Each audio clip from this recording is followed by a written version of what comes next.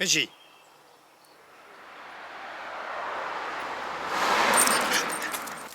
I moved here in 1970 as a postman to 2 Cowbridge Cottages, Malmesbury, and at that time I was unaware of the history of the house behind my garden. I became so fascinated by the story of Cowbridge House that I've written a book about it. The wealthy families who lived there over the years, and the dramatic way in which it got caught up in the Second World War, and the effect it had on the Wiltshire town of Malmesbury. There's been a mill on this site since the 1500s, but the house that stands there now was built in the 1850s on the orders of Samuel Bendry Brooke, Brooke with an E. It had 27 bedrooms, there were stables and greenhouses.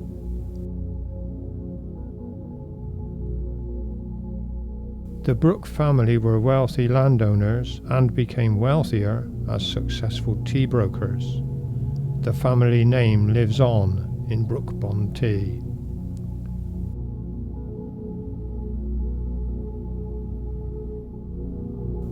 On Brooke's death in 1869, the house passed into the hands of his nephew, the Reverend Charles Kemble. His initials can be seen in these railings.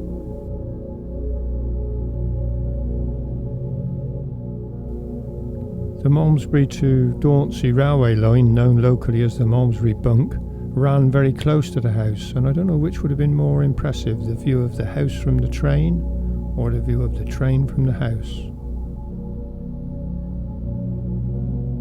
The house was again offered for sale in 1894, and a sales catalogue describes the River Avon at Cowbridge in glowing terms. Trout, £7. Pike, £20, chub at £4, and both perch and roach, £2 each.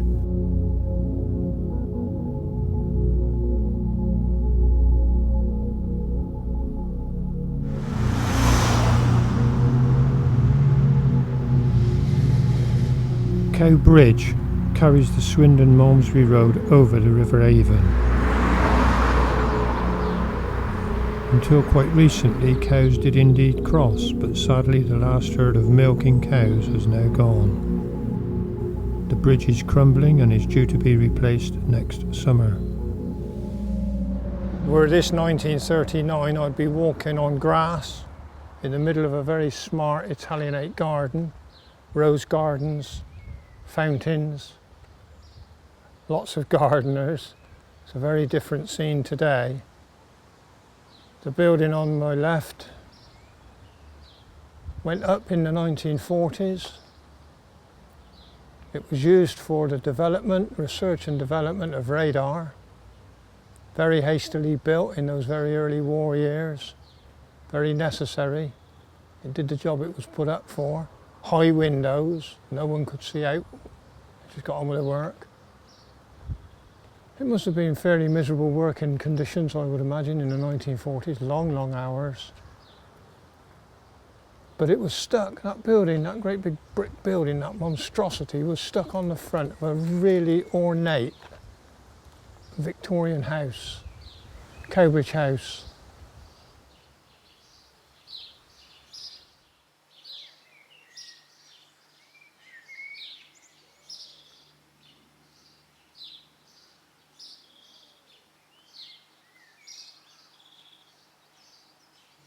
There's been a building here since the 1500s, in fact, on site.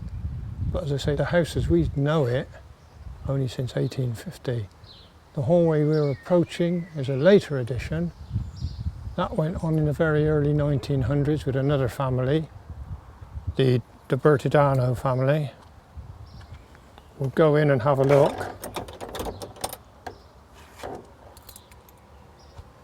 Very different atmosphere in here.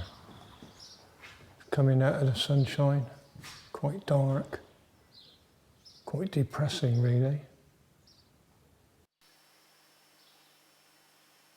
Some of the workers, the early workers, would have actually come up this very ornate staircase to come and work on radar, engineering, They would have worked in the old, what would have been the old bedrooms. And they would have come up this wonderfully ornate staircase. Not too many factories like this around. Plans are to demolish it all, which will be sad. It's a reclamation business's dream. Lots of oak panelling. It's no great age. Turn of the century. Nicely put together. Wooden pins holding the panelling in place. Lots of stained glass windows.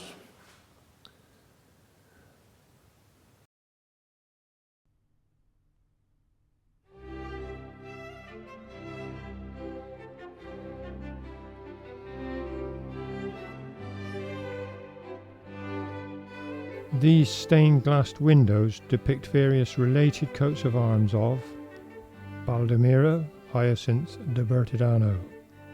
He was a retired Anglo-Spanish solicitor who had practiced in London. Baldomero and his family enjoyed Edwardian country life.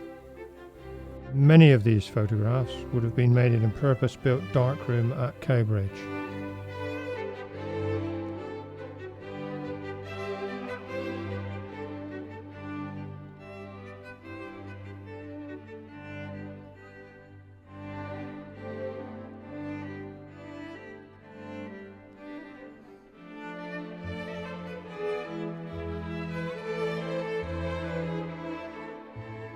Cycles were sometimes used for croquet.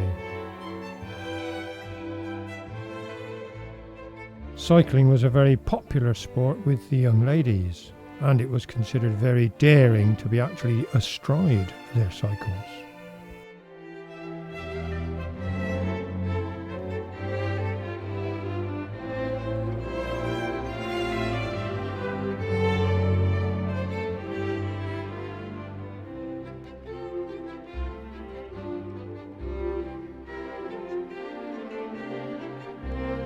Baldomero, known to the family as Baldo, became a very generous benefactor to the town of Malmesbury.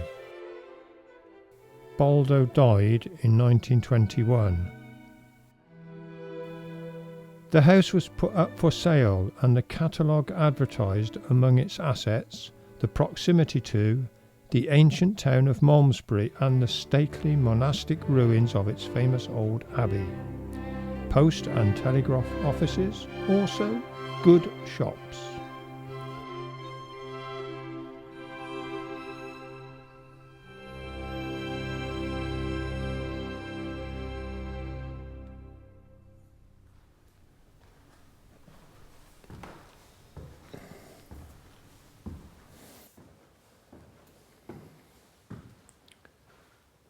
Just wandered up the staircase.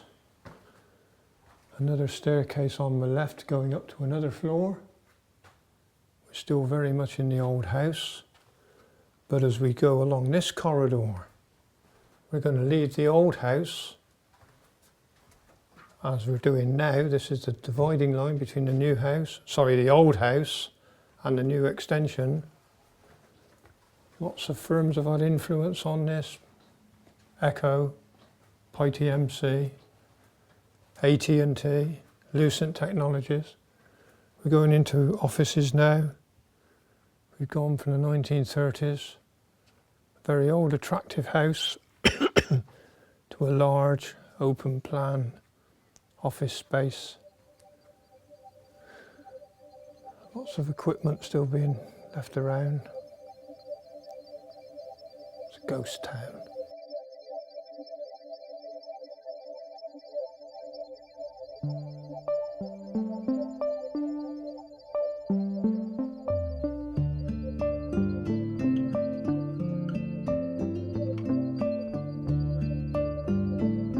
In the early 1960s, tape recorders, radios and gramophones were made here, including the first transistor radio.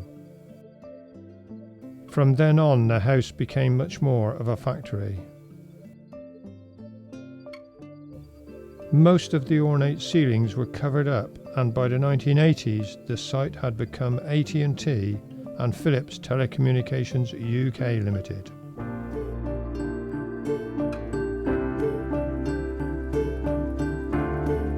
They formed a new company, Lucent Technologies.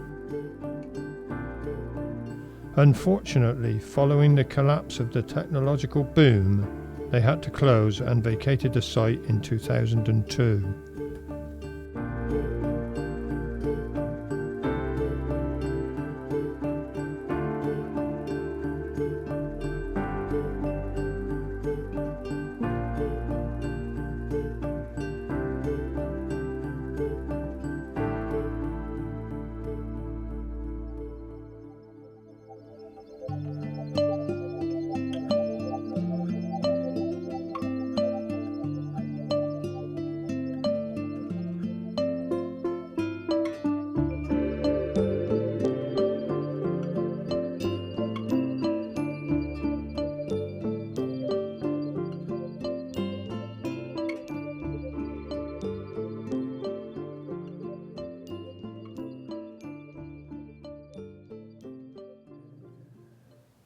We're looking at a picture with a fairly unusual frame.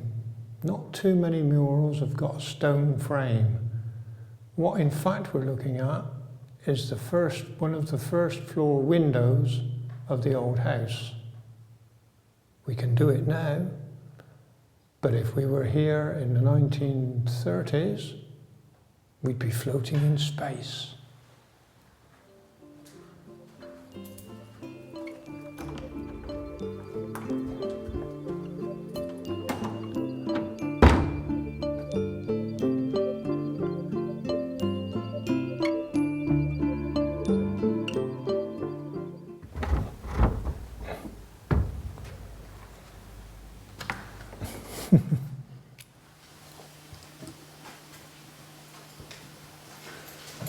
What's in behind there? No idea what's in behind there.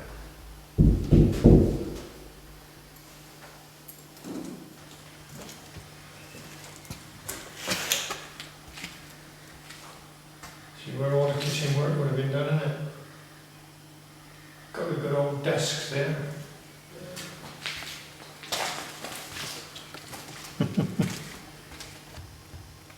What is it about nubile young ladies and silly old men? What is it?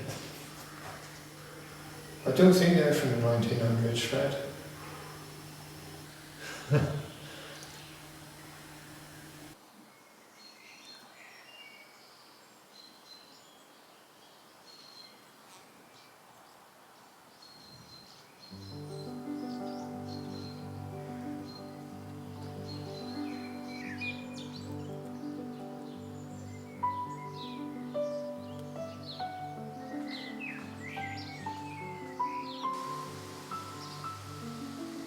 The elaborate Italianate garden was originally built for the Brooke family in the 1850s by the architect John Shaw.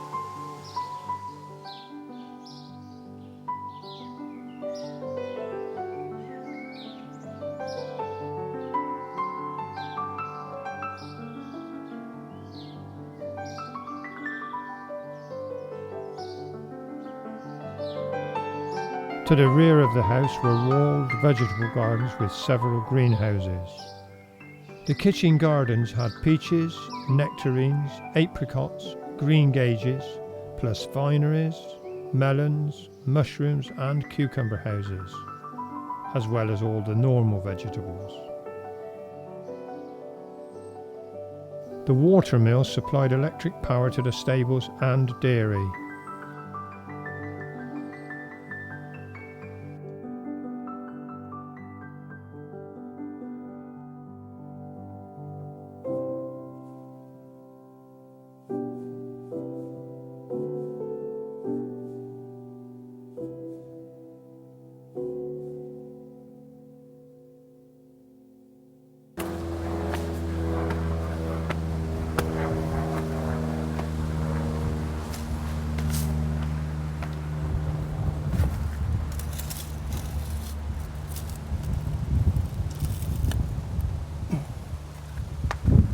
I mean, there's stonework under there. believe it or not. But there is. I wonder if I could find any to show you. Well, trust me that there is. I know there is. You have a bloody job to find it.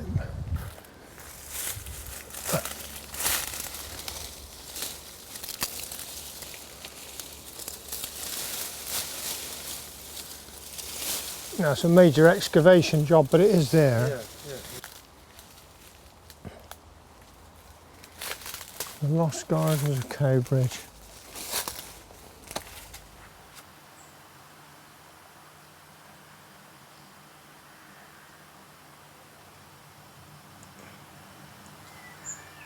We're just up behind the coal sheds and we're going up into the woods, and away out in front of us, quite high above the house, is this rather strange building that looks like a Japanese pagoda, an oriental pagoda. Baldomero Hyacinth de Bertidano, the Spanish nobleman who owned the house in the late 1800s, was also one of the very first people in Malmesbury to have a car. There weren't many cars around. At that time, consequently, there was very, very few garages. You may wonder what the connection is between a Japanese pagoda and motoring. Well, if you owned a house like Cowbridge House, you didn't want a 40-gallon oil drum outside your back door, so you built yourself something like that. That's Baldomero's petrol store. Not bad for a petrol store, I think you'll agree. Cowbridge Farm, which was designed and built for Baldo, must have been a state-of-the-art, in fact a model farm. All of the outbuildings are red brick with the upper storey stucco covered in a mock Tudor style. The farm had a prize-winning herd of Dexter cattle, many of which were named after Baldo's female relatives, for example Cowbridge Ida and Cowbridge Irene. It is not recorded what they thought of this idea. In 1922, Philip Hunlock bought the estate for £25,000. He was a world-class yachtsman and sailmaster on King George V's Britannia. His own yacht, the Vera Mary, is still sailing today. Sir Philip's passion for sailing was equalled by his wife's passion for hunting and all things equine. Simmy Simpkins, the groom, became a well-known character locally. He was often to be found in the King's Arms pub in Malmesbury, hustling at bar billiards. He was also adamant that at midnight all the fleas on the left side of your dog would be replaced by those from the right side, and vice versa. So all that was needed to rid the dog of fleas was to sprinkle flea powder on its spine. Sir Philip offered the house for sale and moved to Hampshire in 1939.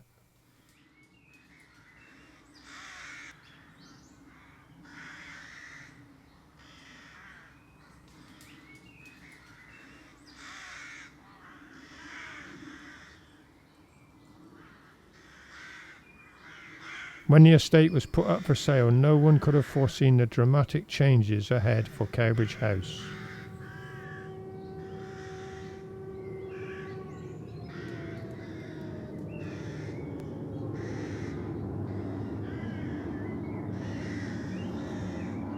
Some of the staff were kept on, but with very different duties.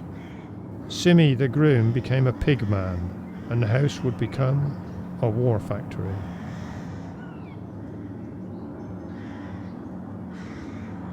It was never again to be a family home.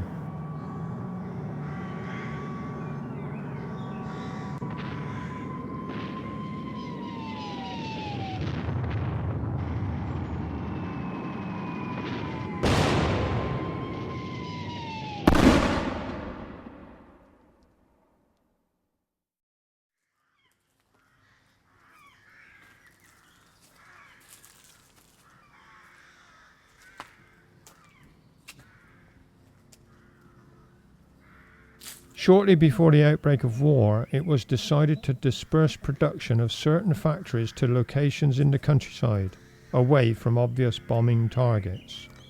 Such a factory was EK Coal Limited, situated on the east coast, producing radar.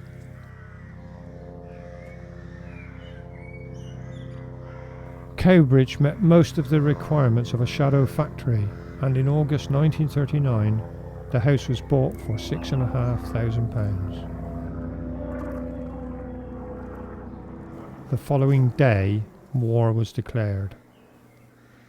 By the end of the year, the house had been turned into workshops and research laboratories.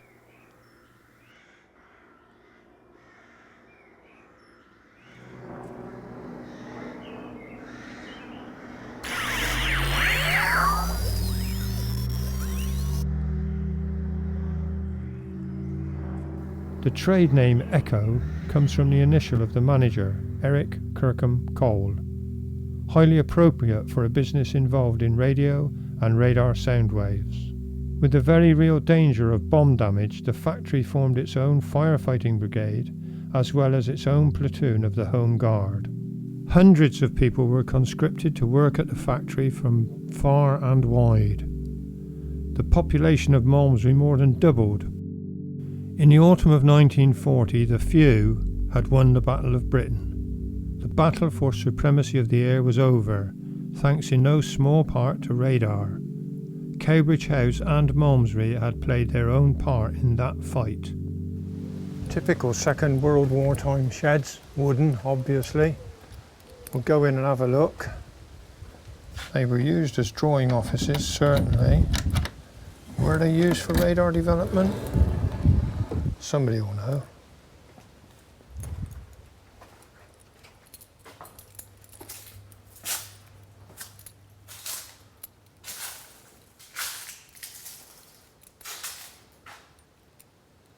Desolation again. Oh, look at the ivy all growing up on the inside.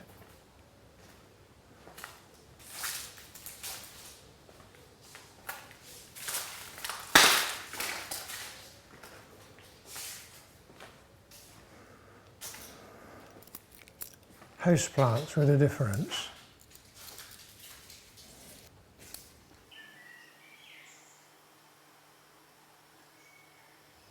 There's desolation everywhere.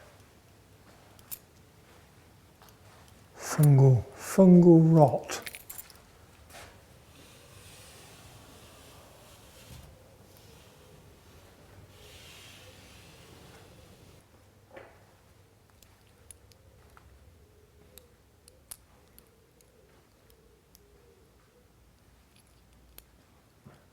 Hundreds of people earned a living in a place like this, in Malmesbury. And if we look through the window, you can just, and only just, see in amongst the leaves what's left of the old stone summer house. There's a 1958 picture of it. You see it in the museum now.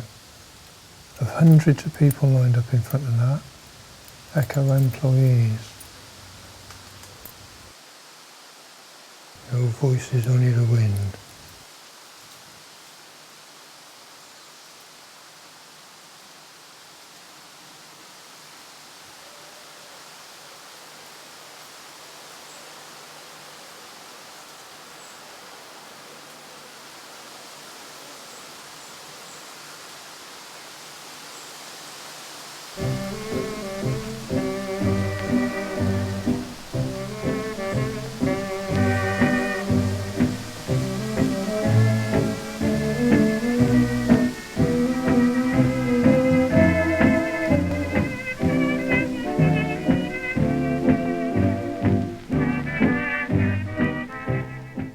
Workers' Playtime was a BBC Home Service live broadcast from factory canteens around Britain. The young women working for Echo would place one old penny bets on whichever popular song would be the first to be played. Winner takes all. If any worker left their workplace before the hooter sounded, the radio would be turned off as a punishment. Sheets of linen used to trace component designs were unofficially used to make pillowcases and superb underwear. All the linen sheets were pre-stamped, top secret. On one occasion, a very pretty young woman in WAF uniform turned up at the factory. What was not so welcome was a visit by an Air Ministry security man who explained that the young woman was one of ours. She had not been asked to show her pass at the gate and had been successful in planting imaginary bombs around the factory. Security was a priority after this visit. There were bonuses to working at Echo. One skilled sheet metal worker made his new bride a set of fish knives from metal smuggled out of the works. It was well known that anything won from the workshop could be taken into the woods alongside the house and thrown over the fence to be collected at the end of your shift. One worker needing an electrical cable wound a considerable length around his body. He then borrowed his rather large friend's overcoat and walked out of the gate undetected. He was doing fine until he attempted to mount his bicycle. The weight of the cable upset his point of balance and he fell over and knocked himself out.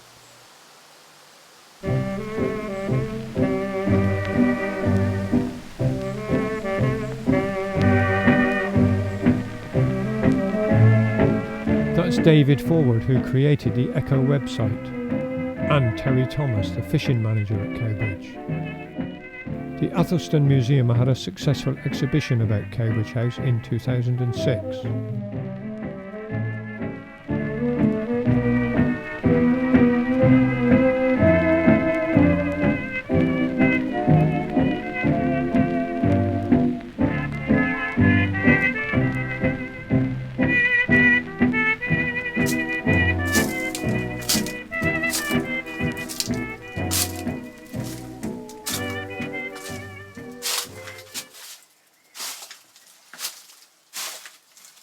Echo continued to make sound equipment after the war, but today in 2006 Cowbridge House is to be demolished to make room for a new office home development.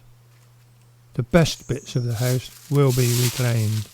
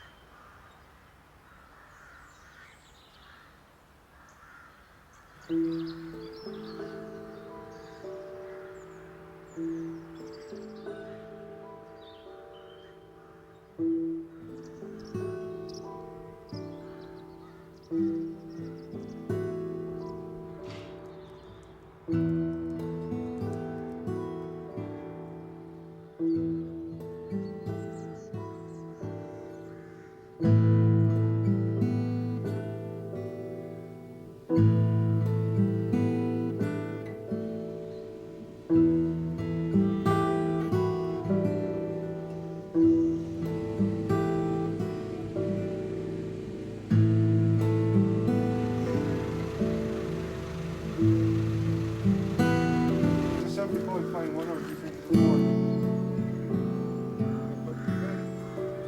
What, will I get lost?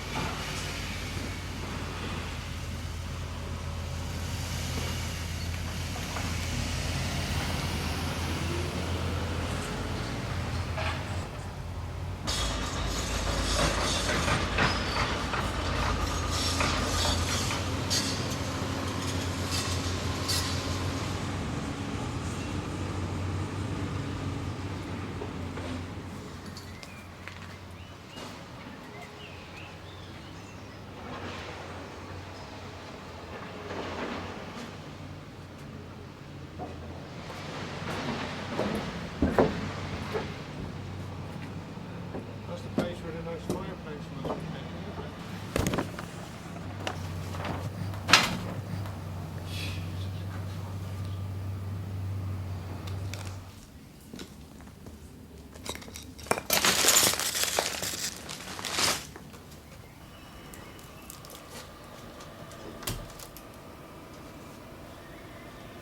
In fact, we could actually shut them up properly. Get rid of this crap. Hold up. Yeah, stay there. I'll just get that. Yeah, that's alright.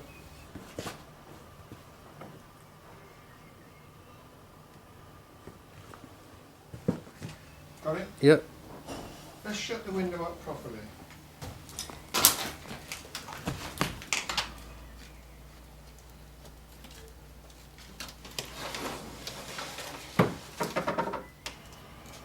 Way.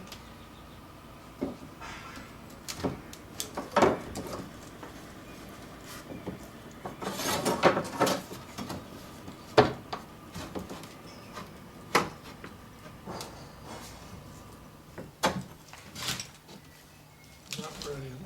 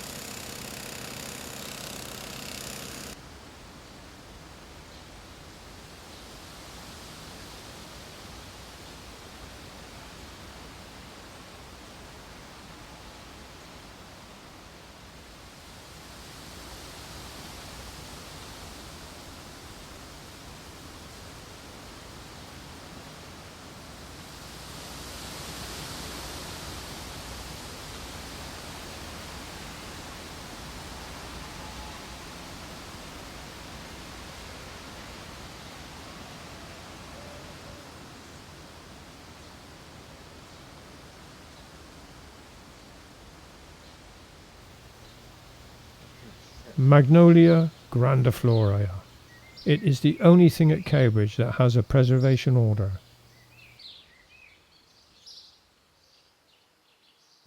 It is at least 130 years old.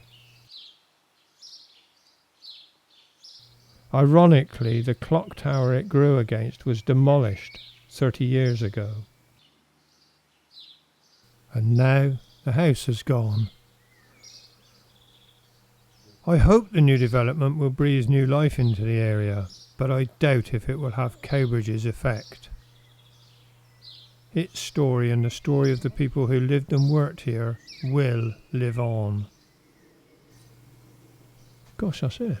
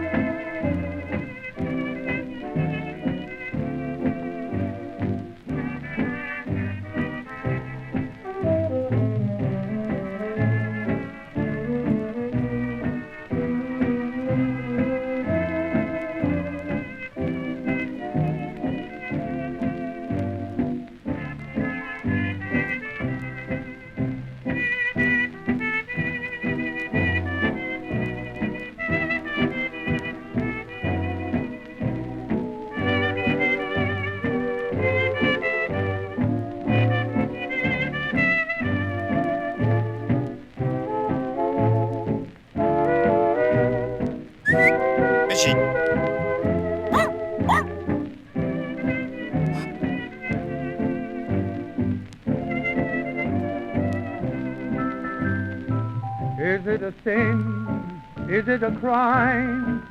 Loving you, dear, like I do. If it's a crime, then I'm guilty